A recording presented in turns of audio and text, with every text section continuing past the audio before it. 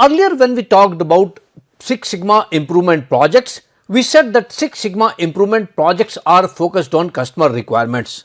And when we say that the project is focused on customer requirements, what does customer want? Then when we select the project, we need to understand what the customer requirements are.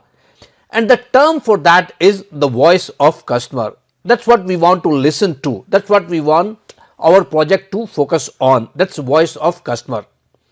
When we say voice of customer, what does that mean? The definition of that is given on the right side of this slide, which says that voice of the customer is a term used to describe the in-depth process of capturing a customer's expectations, preferences and aversions.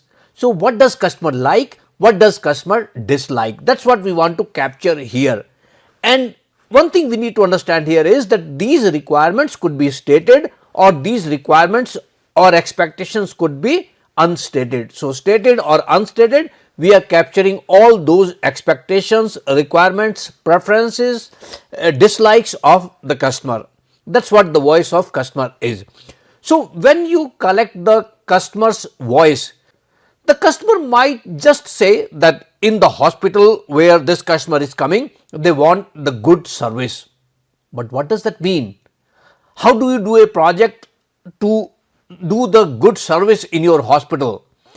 So you need to have more precise expectations, more precise likes or dislikes, rather than having a very general term like we need a good service in the restaurant, we need a better service in the hospital.